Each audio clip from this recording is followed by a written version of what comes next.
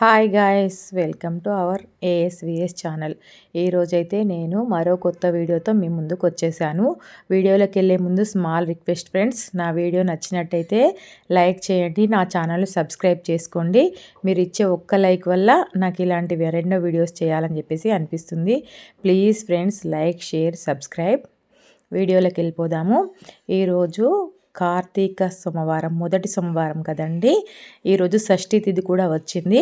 అందుకే నేను శివ పార్వతులకు మరియు సుబ్రహ్మణ్య స్వామికి షష్ఠి సందర్భంగా పూజనైతే చేసుకున్నాను.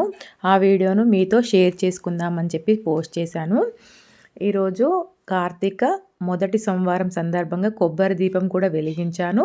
తర్వాత షష్ఠీదేవి వ్రతాన్ని కూడా చేశాను. ఈ షష్ఠీదేవి వ్రతం వచ్చేసి నెలలో 2 షష్ఠీలు వస్తాయి కదండి. ఫస్ట్ నుంచి 15 లోపు వచ్చే షష్ఠి కాకుండా 15 తర్వాత వచ్చే షష్ఠి రోజు ఈ పూజనైతే చేసుకోవాలండి. ఈ పూజ చేసుకోవడానికి ఎవరైనా చేసుకోవచ్చా, ఎలాంటి నియమాలు ఉన్నాయనేది నేను ఎక్స్ప్లెయిన్ చేస్తాను మీకు. ముందుగా అయితే మనము ఒక పీటను ఏర్పాటు చేసుకోవాలి. దాని మీద బియ్యం పోసి శివపార్వతుల ఫోటో మరియు సుబ్రహ్మణ్య స్వామి సతీ సమేతంగా ఉన్న ఫోటోనే తీసుకోవాలండి. ఎందుకంటే షష్ఠీదేవి వ్రతం చేస్తున్నాం కాబట్టి సుబ్రహ్మణ్య స్వామిని తర్వాత అమ్మవారిని పూజిస్తాం కాబట్టి కంపల్సరీ చేసుకోవాలి. తర్వాత వినాయకుడిని పూజిస్తాం కదా, ఏ పూజ చేసినా, అందుకే వినాయకుడిని పెట్టుకున్నాను.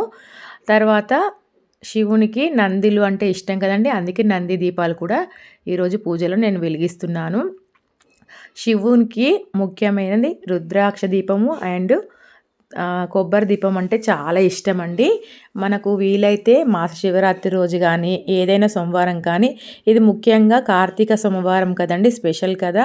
అందుకే స్వామివారికి నేను కొబ్బరి దీపం అయితే వెలిగిస్తున్నాను. కొబ్బరికాయ కొట్టేసి ఒక వక్కను పక్కకు పెట్టి ఇంకో వక్కకు 3 కన్నులు ఉంటాయి కదండి, దానికి గంధము కుంకుమ బొట్లతో అలంకరించి ఆవు నెయ్యి కానీ నువ్వుల నూనె కానీ వేసి 3 వత్తులు వేసి వేయించాలండి. తర్వాత సుబ్రహ్మణ్య స్వామికి ఈ స్కంద దీపాలు పెట్టుకున్నానండి. నేను ఇవి ఆన్లైన్లో బుక్ చేసుకున్నాను. నాకేంటంటే ఏ దేవునికి సంబంధించి ఆ దేవునికి దీపాలు పెట్టుకోవడం ఇష్టం అండి, అందుకే అలా పెట్టుకున్నాను. తర్వాత సుబ్రహ్మణ్య స్వామికి 6 ముఖాలు ఉంటాయి కదండి, అందుకే 6 దీపాలు. మామూలుగా పిండి దీపాలు చేయాలండి, నాకు ఓపిక లేదని చెప్పేసి మట్టి ప్రమిదలలో 6 దీపాలను అయితే వెలిగించాను. ఈ కొబ్బరి దీపంలో చూసారు కదా, 3 వత్తులు, 2 వత్తులు అంటే 6 వత్తులు, 3 వత్తుల్లాగా వేసి స్వామివారికి దీపాన్ని అయితే వెలిగించాలి. తర్వాత ఏకవత్తితో ముందుగా కొబ్బరి దీపాన్ని అయితే నేను వెలిగించాను. తర్వాత అన్ని దీపాలు వెలిగించుకున్నాను. ఈ షష్ఠీదేవి వ్రతం వచ్చేసి 6 సార్లు చేయాలండి, నెలలో ఒకసారి మాత్రమే. చెప్పాను కదా 15వ డేట్ తర్వాత వచ్చేది, ఆ రోజు స్టార్ట్ చేసి ప్రతి నెలలో కూడా అలానే షష్ఠీదేవి వ్రతం చేసుకోవాలండి. స్వామివారికి చలివిడి, చిమ్మిలి, ఆవు పాలు నైవేద్యంగా పెట్టాలి. తర్వాత స్వామివారికి పూజ చేసేటప్పుడు ఈ 6 దీపాలను, 6 వీలైతే 6 పిండి దీపాలను పెట్టండి. నేనైతే ఓపిక లేదని చెప్పి మట్టి ప్రమిదలు అయితే పెట్టాను. 6 పిండి ప్రమిదలతోని చేసి స్వామివారికి పిండి దీపాలు అయితే పెట్టండి. ముందుగా మనము ఒక గౌరమ్మను కూడా చేసుకోవాలండి. ఏ పూజ చేసినా అమ్మవారిని చేస్తాం కదా, అమ్మవారిని చేసుకొని పెట్టుకోవాలి పసుపుతో. తర్వాత వినాయకునికి వీలైతే అష్టోత్తరం చదువుకొని తర్వాత ఒక బెల్లం ముక్క నైవేద్యం పెట్టి హారతి, దీపం, ధూపం చూపించేసేయాలి. తర్వాత షష్ఠీదేవి వ్రతము ఎవరైనా చేయవచ్చండి. దీనికి ఆనవాయితీ ఉంటే చెయ్యాలా లేకపోతే లేదా అన్నది ఏమీ లేదు, ఎవరైనా ఈ వ్రతాన్ని ఆచరించవచ్చు. ఈ వ్రతానికి నియమాలు ఏంటంటే, పొద్దున లేచి తలస్నానం చేసి పూజా గది శుభ్రం చేసుకొని ఒక పీటను ఏర్పాటు చేసుకొని సుబ్రహ్మణ్య స్వామి ఫోటో సతీ సమేతంగా ఉన్న ఫోటోను పెట్టుకొని స్వామివారికి 6 దీపాలు, తర్వాత మెయిన్ ఏంటంటే స్వామివారికి ఎర్రటి పువ్వులు అంటే ఇష్టం కదండి, ఎర్రటి చీర కట్టుకొని ఎర్రటి గాజులు వేసుకొని ఎర్రటి పుష్పాలతో పూజనైతే చేయండి. సుబ్రహ్మణ్య స్వామికి ఎరుపు వస్త్రం అంటే చాలా ఇష్టం అండి. అందుకే సుబ్రహ్మణ్య స్వామి పూజ చేసిన తర్వాత షష్ఠీదేవి అష్టోత్తరం చదువుకోవాలండి. తర్వాత సుబ్రహ్మణ్య స్వామి అష్టోత్తరం కూడా చదువుకోవాలి. తర్వాత ఒక పూట భోజనం చేయాలండి పూజ అయిపోయిన తర్వాత, లేదంటే మొత్తం డే అంతా ఉపవాసం ఉండైనా నైట్ ఒక పూట టిఫిన్ చేయవచ్చు. ఆరోగ్యం సహకరించిన వాళ్ళు ఉంటారు కదండి, వాళ్ళు తప్పకుండా ఒక పూట భోజనం చేసి నైట్ టిఫిన్ తినవచ్చండి. లేదు అంటే పాలు పండ్లు తీసుకొనైనా చేసుకోవచ్చు. ఉదయం పూట స్వామివారికి ఇలా దీపాలు వెలిగించి ముందుగా సుబ్రహ్మణ్య స్వామి అష్టోత్తరం చదువుకోవాలండి. స్వామివారి అష్టోత్తరాలు చదువుకుంటూ పుష్పాలని సమర్పించాలి. లేకపోతే పుష్పాలు మీ దగ్గర అక్షంతలైనా సమర్పిస్తూ స్వామివారికి పూజ చేసుకోవచ్చు. షష్ఠీదేవి వ్రతం చేయడం వల్ల పిల్లలకు ఎలాంటి అనారోగ్య సమస్యలున్నా, ఎలాంటి బాలారిష్ట దోషాలున్నా అన్నీ తొలగిపోతాయండి. షష్ఠీదేవి అమ్మవారు అంటేనే పిల్లల్ని కాపాడే దేవత. ఆ అమ్మవారిని పూజించడం వల్ల మన పిల్లలకు ఆరోగ్యం చాలా బాగుంటుంది, అంతా బాగుంటుంది.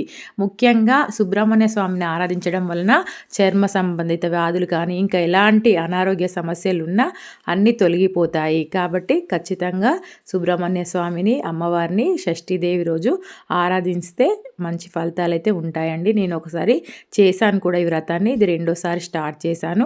నేను మనసులో సంకల్పం చేసుకున్నాను, ప్రతి నెల ఒకసారి 6 సార్లు సుబ్రహ్మణ్య స్వామికి షష్ఠీదేవి వ్రతం చేస్తానని చెప్పేసి. ఈ షష్ఠీదేవికి వ్రతకథ కూడా ఉంటుందండి. ఆ వ్రతకథ చదువుకొని తర్వాత అక్షంతలు మన పైన చల్లుకోవాలండి. ఆ వ్రతకథ కూడా మన గూగుల్లో షష్ఠీదేవి వ్రతకథ అని పీడిఎఫ్ ఓపెన్ చేస్తే వస్తుందండి. తర్వాత షష్ఠీదేవి ఏంది అని అంటే ఆ అమ్మవారు పిల్లల్ని కాపాడే దేవత అండి. ముఖ్యంగా పూర్వం ఒకానొక కాలంలో ఒక వ్యాపారి ఉండేవారు. ఆ వ్యాపారికి 6 కుమారులు ఉండేవారన్నమాట. 6 కుమారులు ఉంటే వాళ్ళ చిన్న కోడలు ప్రెగ్నెంట్ అయినప్పుడు షష్ఠీదేవికి పూజ చేస్తుంటే ఆమె అన్నీ తినేసి నల్ల పిల్లి మీద తినేసిందని అబద్ధం చెప్తుందన్నమాట. అలా చెప్పడం వల్ల ఆమెకు పుట్టిన వెంబటే షష్ఠీదేవి వాహనమైన నల్ల పిల్లి ఆ కుమారుణ్ణి ఎత్తుకొని తీసుకెళ్తుంది. ప్రతిసారి ఇలా జరుగుతుందని చెప్పేసి 6వసారి బాబు పుట్టినప్పుడు కుటుంబ సభ్యులందరూ అక్కడే కూర్చున్నగానే నల్లపిల్లి తీసుకొని వెళ్ళిపోతుంది. అప్పుడు అమ్మవారు ఆ వ్యాపారికి కనిపించి, నీ చిన్న కోడలు ఈ వ్రతం చేస్తున్నప్పుడు పిండి వంటలన్నీ తినేసి నల్లపిల్లి మీద అబద్ధం చెప్పింది. అందువల్ల ఆ నల్లపిల్లి నా వాహనం కాబట్టి ఆ కుమారులందరినీ తీసుకొచ్చింది. మీరు ఇంట్లో నా వ్రతాన్ని ఆచరించండి అని చెప్పేసి అమ్మవారు అనుగ్రహించి ఆ ఎత్తుకెళ్ళిన ఆ పిల్లి మొత్తం తర్వాత కుమారులందరినీ తీసుకొచ్చి ఇచ్చేస్తుంది. అందుకే షష్ఠీదేవి అంటేనే అమ్మవారు పిల్లల్ని కాపాడే తల్లి అన్నమాట. పిల్లల్ని రక్షిస్తుంది ఎల్లవేళలా. ఈ సుబ్రహ్మణ్య స్వామిని మన షష్ఠీదేవిని పూజించడం వల్ల మనకైతే చాలా మంచి ఫలితాలు అయితే ఉంటాయండి. నేను కూడా చెప్పాను కదా ఒకసారి చేశానని.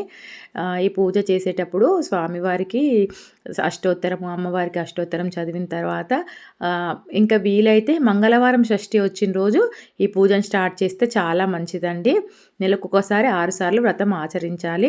ఫస్ట్ నెల మనం ఎలా అయితే చేస్తామో ప్రతి 6 నెలలు కూడా అలానే చేసుకోవాలి. తర్వాత ఈరోజు కార్తీక మొదటి సోమవారం కదండి. శివునికి నారికేల దీపం అంటే చాలా ఇష్టమని నేను నారికేల దీపం అయితే వెలిగించాను. శివయ్యకు కూడా అష్టోత్తరాలు చదువుకుంటూ పుష్పాలని సమర్పించాను. శివయ్యకు బిల్వపత్రం అంటే ఇష్టం కదండి. అందుకే లింగాష్టకం చదువుకుంటూ బిల్వపత్రాన్ని కూడా నేను సమర్పించాను. మనం కార్తీక మాసంలో చేసే పూజలు చాలా అత్యద్భుతమైన ఫలితాలను అయితే ఇస్తాయండి. ఈరోజు కార్తీక మాసం సందర్భంగా నేను శివునికి తర్వాత సుబ్రహ్మణ్య స్వామికి షష్ఠీ వ్రతం కూడా ఆరంభం చేశాను. నేను తెలిసి తెలియక ఏమన్నా వీడియోలో తప్పులు మాట్లాడి ఉంటే నన్ను క్షమించండి. ఈ వ్రతాన్ని ఒక్కసారైనా ఆచరించండి. మనకు చాలా మనసుకు ప్రశాంతంగా సంతోషంగా అనిపిస్తుంది. నేను ఒకసారి చేసి చెప్తున్నాను, మీరు కూడా చెయ్యండి. పూజ అనంతరము కొబ్బరికాయ కొట్టేసి, నాకు ఈరోజు ఓపిక లేదని ఓన్లీ చిమ్మిలి మాత్రమే చేశానండి. హారతి ఇచ్చేసి చిమ్మిలి నైవేద్యం చూపించి దీపం ధూపం అన్నీ వేసేసానండి. తర్వాత ఇది మన షష్ఠీదేవి వ్రతానికి కథ కూడా చదువుకొని అక్షంతలు అయితే వేసుకున్నానండి. షష్ఠీదేవి అమ్మవారిని మనం పూజించడం వల్ల మన పిల్లలకు ఎలాంటి ఆపదలు, మృత్యుగండాలు, ఎలాంటి దోషాలు లేకుండా ఆ తల్లి తప్పకుండా మనల్ని కాపాడుతుందండి.